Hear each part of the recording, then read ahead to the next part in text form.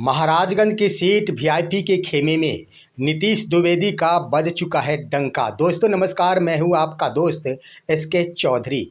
महाराजगंज विधानसभा seat काफ़ी hot बन चुका है। इसका मुख्य कारण ये है कि जिस दिन से ही बीते 2 दिन पहले कांग्रेस के द्वारा खुले रूप से ऐलान करते हुए यह खुलासा कर दिया गया कि कांग्रेस अपने तमाम सिटिंग विधायकों की सीट को बरकरार रखेगी और विधायकों की सीट को नहीं काटेगी, जिसको लेकर महाराजगंज सीट मुकेश सहनी के लिए काफ़ी अहम हो गया है। दोस्तों अब तो मुकेश सहनी जो महाराजगंज सीट पर बीते लगभग एक वर्षों से नज़र गड़ा कर बैठे हुए थे, साथ ही साथ उनके ही विकासशील इंसान पार्टी के राष्ट्रीय सचिव सह महाराजगंज सीट के भावी उम्मीदवार नीतीश द्विवेदी का महाराजगंज में डंका बज चुका है। इसके लिए अहम हो चुका है, जिसको लेकर मुकेश सहनी की ओर से महाराजगंज सीट पर दावा ठोक दिया गया है। लेकिन आइए, आखिर महाराजगंज सीट महागठबंधन के खेमे में वीआईपी के लिए क्यों उपयुक्त है? आखिर वीआईपी को यह सीट मिलता है तो निश्चित रूप से महागठबंधन इस पर जीत हासिल करेगी। आइए इस पर हम विचार करते हैं। लेकिन इससे पहले दोस्तों मैं आपसे गुजारिश करना चाहूँगा, अगर आपने अभी तक हमारे इस चैनल शौर्या हिंदी न्यूज़ को सब्सक्राइब नहीं किए हैं तो कृपया अभी सब्सक्राइब कर लेंगे, क्योंकि दोस्तों मैं आपको सटीक विश्लेषण से बिहार चुनाव के हर एक मुद्दों से रूबरू कराऊंगा।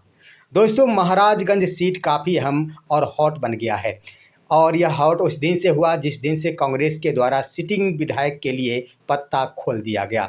हम आपको बता दें कि महाराजगंज सीट पर वर्तमान में कांग्रेस के ही एमएलए है, जिनका नाम है विजय शंकर दुबे। विजय शंकर दुबे के लिए ऐलान कर दिया गया कांग्रेस की ओर से कि वो महाराजगंज सीट से इस बार वर्ष 2025 में भी चुनाव लड़ेंगे, कांग्रेस के वो उम्मीदवार होंगे। लेकिन वीआईपी सुप्रीमो मुकेश सहनी की नज़र उन सीट पर 1 वर्ष से पहले से है, क्योंकि यह सीट काफ़ी अहम है और उन्होंने यह मान चुका है कि हर हाल में वीआईपी के उम्मीदवार ही इस सीट को जीतने में कामयाबी हासिल करेंगे।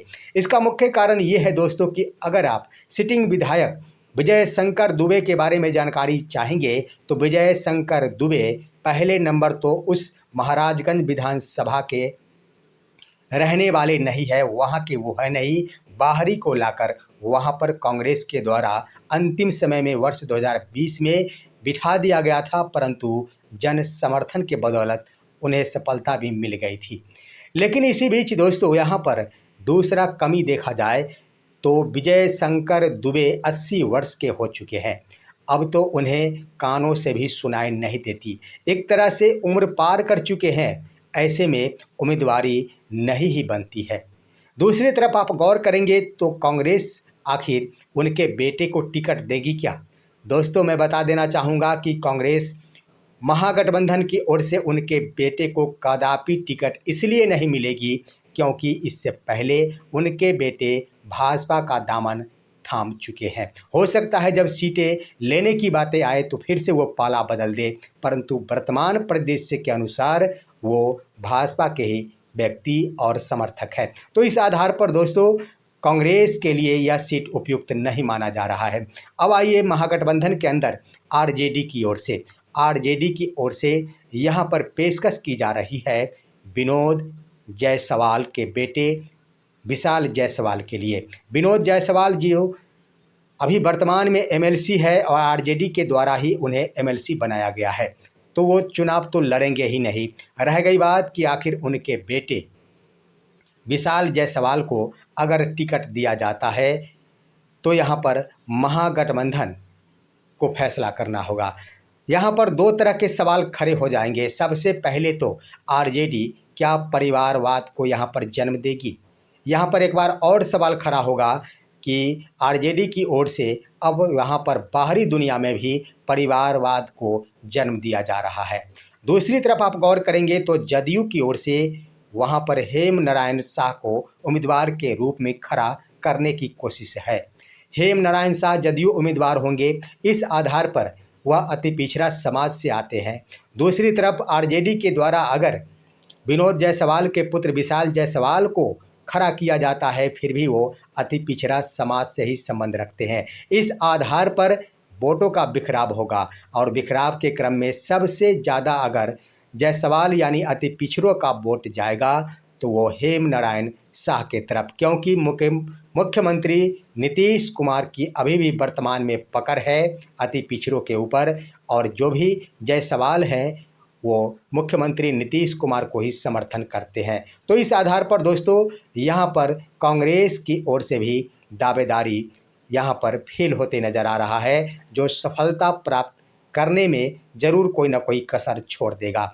अब आइए दोस्तों यहाँ पर बातें करते हैं कि आखिर महाराजगंज सीट है किसकी। वहाँ पर राजपूत, ब्राह्मण और भूमिहार तीनों की संख्या लगभग बराबर है और तीनों मिलाकर उतने संख्या को पार कर देते हैं जितनी संख्या वहाँ पिछड़े एवं अति पिछड़ों की है।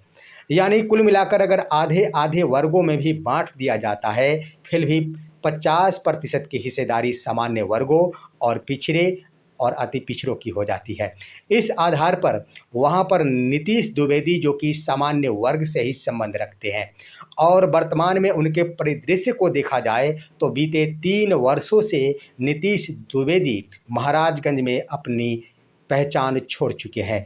दोस्तों एक बात मैं कहना चाहूँगा कि वीआईपी सुप्रीमो मुकेश सहनी अपने प्रत्याशियों को यह पहले ही अवगत करा चुके हैं कि इस वर्ष 2025 में उसी उम्मीदवार को हम टिकट देंगे जो अपने विधानसभा क्षेत्र के हर एक गांव-गांव और हर एक घर-घर को चप्पा-चप्पा छाप दिए होंगे।